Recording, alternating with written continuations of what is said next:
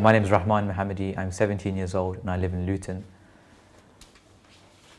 What happened with me was, in many senses, Islamophobia. I remember once walking down the corridor with a Palestine wristband and a Palestine badge, just simply walking down the corridor, and I was stopped by a member of senior staff. And this member of senior staff, he said, "You can't wear the Palestine wristband or badge." And I argued for a little bit, obviously, tried to defend wearing the badge and wristband, and he said, "Well, it's not part of school policy." And I argued, "Why can you wear a poppy and not a wristband?" So I eventually took it off, and then I started putting them on my bags. So just a badge on my bag, Palestine badge. And again, they said, "You can't do this." And I argued why. It's not against the school rules, but they didn't give me I don't think, a clear enough answer. So I didn't want to get into any more trouble, so I just stopped wearing it altogether. I remember another instance. I was in school. I had a Palestine leaflet from the organisation Friends of Al-Aqsa, which I thought was a very, very mainstream organisation. Once they saw this leaflet and was talking about the numerous human rights violations of Israel, and they said, they took it away from me. And a couple of hours later, I was brought into a room to a special constable, and a special constable who was employed by the school itself to deal with Prevent. I didn't know what Prevent was at the time, so I was oblivious to that. I just thought he was questioning me. So he brought me in and he questioned me about my views about Palestine and Syria and Israel and different areas. And he came to the conclusion, he said, "Well, what do you think of the organisation Friends of Al-Aqsa?" And I was quite confused. I said, "Well, I think it's a human rights advocacy group that especially focuses on the Al-Aqsa compound in Palestine." And I said numerous other things.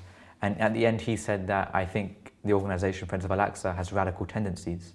And his research, he said, from my research, his research was 10 minutes on Google, and I could see that from his computer screen. So he didn't have any authority to say that. And even after that, he said, "Rahmaan, I don't want you to be speaking about Palestine at all."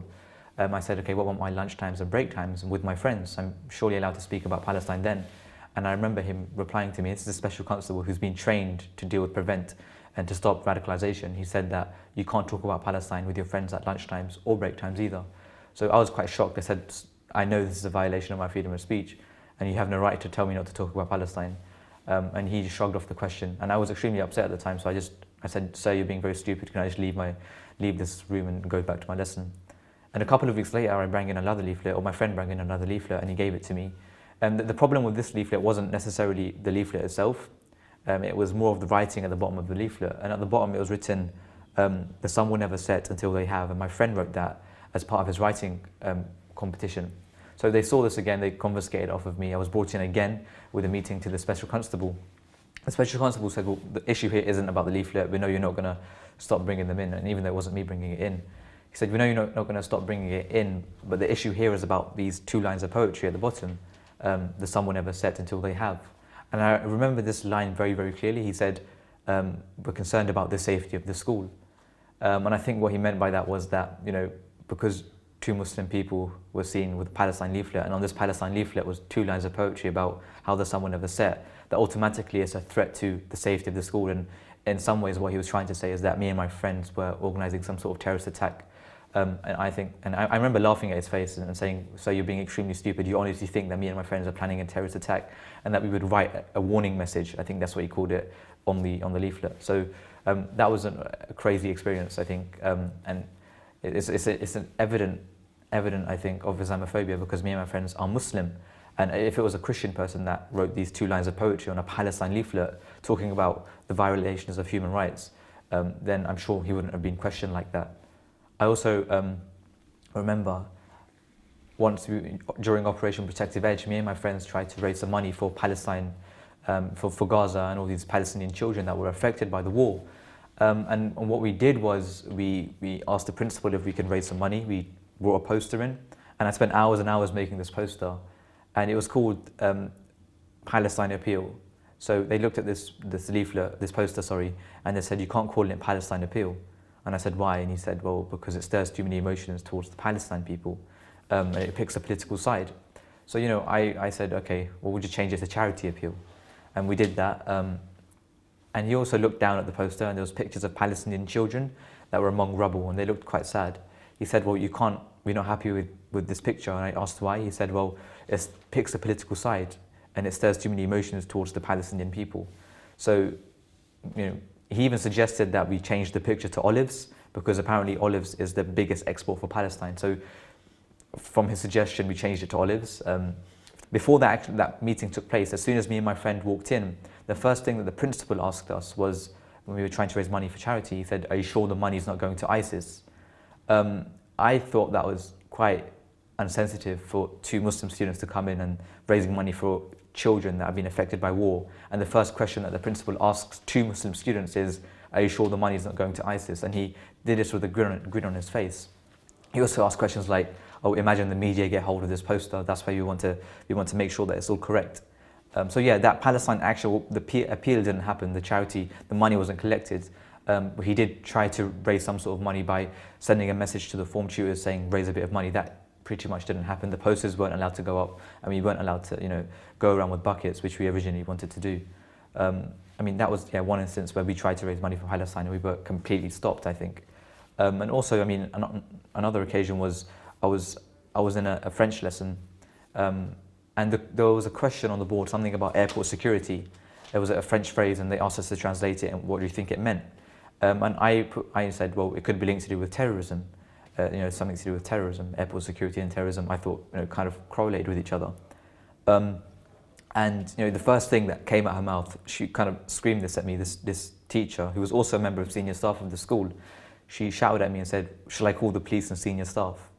And I was quite shocked. There was 30 people in the class. They were all shocked, saying, why is she asking to call the police? And so, I asked her, what did I do wrong? And she said, well, you used the word terrorism. The Prevent strategy is made in a way to target Muslim students. In some council areas where they outline what to look for in a radical person, they say if he is changing the way he dresses, if he is doing better in his grades, if he is abandoning bad friends, if he is focusing more on his studies, then these are the things that you should look out for. And they also say if they have an interest in Palestine or Syria, and this could suggest that they are someone to look out for being an extreme person. So it's undoubtable that the Prevent strategy is not targeted at the Muslim community. This is what the Prevent strategy is doing, in my opinion, is stopping teachers from, it's forcing teachers to do this. I don't blame the teacher herself. I think that she's just too scared that if she doesn't stop people saying the word terrorism or ISIS or radical, then she'll be reported for it and her job would be at risk. I also remember, we were trying to do boycott, divestment and sanctions, me and my friends. We walked into the cafeteria and we asked if the food was made in Israel. And the dinner lady, she just shrugged off the question. So, we just ignored it. But a couple of hours later, that same day, I was taken out of my science class by the principal. He sat me down in a room and he said, the first thing that he asked me was, he said that, "Rahmaan, you've upset my catering manager." And I was confused. So I replied, well, what do you mean? And he said that you asked if the food was made in Israel. And I remember him saying that that's an insulting thing to say, especially if there's any Israeli people in the school. And there obviously wasn't, but even if there was Israeli people, that was a legitimate thing to ask. It's a simple question. I wasn't, shouting "Free Palestine" or anything. I simply asked her in a very, very, normal fashion, is there any other food made in Israel? So that was quite shocking as well. I was also wearing a Palestine scarf on one occasion. I was walking down the corridor towards a student council meeting. I was part of the student council. And the vice principal saw me wearing this scarf. He took me into his office and he said, "Rahmaan, you can't wear this scarf." And this scarf was simply a Palestine flag. I think it said maybe "Free Palestine." On the other side, it was simply black and white. I was in his room, in his office, and he said, "The reason you can't wear this scarf is because it might offend some people." And the demographic of my school is 80% Muslim, so I'm pretty sure it wouldn't have offended a lot of people at all. But he said it will offend people. I said, well, hijab could offend people. Some football scarves could offend people. I'm pretty sure an American scarf would offend more people in this school than a Palestine scarf. He confiscated the scarf off of me and he said, "You can't wear it." He gave it to me back at the end of the day.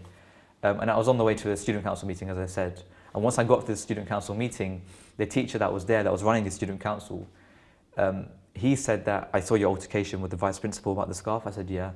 And he said, "Well, if you wear that scarf again, I'll kick you out of the student council." I was like, it felt to me like he was threatening me that if I do wear this scarf again, then there will be serious consequences. And I'm 100% sure if it, for example, wasn't a Muslim person that was wearing the scarf, or it wasn't a Palestine scarf, then that wouldn't have happened at all. I'm sure if I was a Christian person that was wearing a Palestine scarf, they wouldn't have threatened me with my role in the student council. So that was quite, I guess, a shock to me that that's what they would do. And it wasn't just targeted at me. I mean, I didn't know about Prevent at the time, but this Prevent strategy that was forcing all of this to come out, it wasn't just targeted at me. I remember my brother coming home one day and he said that his form tutor spoke to him after his form time, and he was kept behind, and his form tutor said, "Your brother Rahmaan." And my brother is only 1 year younger than me. So I think it must have been quite an unpleasant experience for him.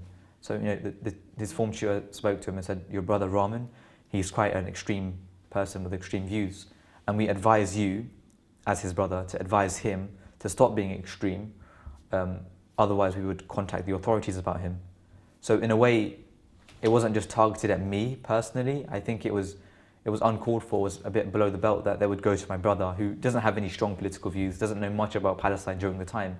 So, it was quite uncalled for. It was quite insulting for them to go to my brother and ask him if, to advise me to stop being extreme. And I wasn't extreme at all. I mean, I would simply go to my friends and speak to them about Palestine, and then the staff at the school intercept and say, "You can't hold this leaflet, or you can't wear that wristband, and you can't talk about this, and you can't do that. You can't ask if the food was made in Israel." And I guess as a result of all of this put together, the police came to my house, I think in the summer of 2015. And they came to my house, 2 police officers, one from my local police and one from a channel, which is an organization which tries to combat extremism and tries to de-radicalize young people. So these 2 people walked into my house, said they wanted to speak to me. I sat down with my mum and my sister, and they said that, "Do you know why we're here?" And I thought, I wasn't in much trouble at the time, so I just thought it might be something to do with what happened at school. So I said, "Might be something to do with the school and what I've been doing there." So they said, "Yeah, that it is about that." They asked me about my political views about Palestine, Israel, Syria, Iraq, Islamic State, all of these different questions. So I answered every single one as clearly as I could. I'm not a professor or anything, but I gave my simplistic view about what's going on around the world. I gave my views, and then I was translating what he was saying to my mum, who was sitting next to me, and her English isn't very good, so I was translating it in Persian. I was simply translating it, and the police officer started shouting at me, saying, "Rahmaan, don't be smart with me. You can't speak another language in front of us because we don't know what you're saying." And I explained to him really, really clearly that my mum doesn't understand English. All I'm doing is translating what you're saying to her so she understands what's going on. When 2 police officers come around your house, it's quite scary for a mother who's sitting next to her son who's being interrogated by the police. So I said, "I'm translating it for her. That's nothing unacceptable." And he shouted at me in front of my mum and my sister, saying, "You can't speak another language in front of us." I thought that was quite intimidating at the time. And I remember he said that, "Do you know why we're here exactly?" And I said, "Something to do with my Palestine activism in school." And he said, "Well, don't be smart with me. Tell me exactly what happened." So, I mean, if someone was in that situation and they had radical sympathies, if they had sympathies with ISIS, then 100%, if 2 massive police officers come to your house and shout at you and say, "Don't speak your language," and ask you all these questions, you're going to be turned towards radicalization even more. You're going to be turned towards ISIS even more. And it came down, this whole meeting with the police came down to this simple question. And he asked me, "What sect of Islam are you?" And I replied, "I am a Shia Muslim," which is one of the smaller sects in Islam. And he said, the first thing that he said was, "We are only looking for certain types of Muslim." And by that, what I think he meant was, we are only looking for the other majority sect of Islam, which is Sunni Islam. So I'm pretty sure if I was a Sunni Muslim, then I would still be on their database. Just because of simply talking about Palestine in school, wearing a wristband, wearing a badge, I guess my details will be kept forever. But I'm not ashamed of the stuff I've done, so I'll be happy to hold it up. But after they asked me if I was what sect of Islam I am, they started asking me completely different questions, away from Palestine, away from all these issues, more about Iran, because Iran's a Shia country. They asked me about Hezbollah, because it's a Shia organization. And so they left. They said that my details will be kept for the rest of your life. But we're trying to, with a law firm, try to see what the actual folders they have, what details they have about me, and try to get them deleted. But I guess the effects of this whole Prevent agenda, for especially my friend, I mean, before this Prevent thing, my friend went through a similar experience to me. Before this Prevent thing, he was one of the people that would speak out about Palestine very, very freely. And because of Prevent, he was extremely quiet and submissive. And I remember him saying, I don't want to talk to you often again because my parents told me that they don't want me to be speaking to you. And he didn't go to Palestine demos or Palestine rallies or human rights rallies, a refugee welcome rally, because he thought that if he goes there, he would be referred to Prevent again. So I guess, because of this whole Prevent agenda, he became really quiet and submissive. And I guess the main effects that came out of it was intimidation. I mean, 2 massive police officers come to your house and question you about something, just for wearing a wristband and a badge. I mean, they came to the conclusion at the end that I wasn't a radical, but even then, 2 massive police officers to come and shout at you in your own home is quite intimidating. I guess in alienation from society, I mean, it feels very much like it's us against them and the senior staff or the government or the establishment against Muslim people, because a lot of the stuff they did was extremely Islamophobic in my opinion. And I guess the last thing would be paranoia. I mean, whenever me and my friends would sit on a table and a senior staff member would walk by, we would always discuss about he's probably here to spy on us, or he's probably here to look at what we're saying. That's the kind of atmosphere it created. So my experience of Prevent obviously wasn't a very pleasant one, and since then I've been campaigning to try to raise awareness about what the effects of Prevent are, especially on Muslim students in the UK, and how it will stop debate in class, stop discussion in class, and it will create an atmosphere of fear and mistrust within the Muslim community.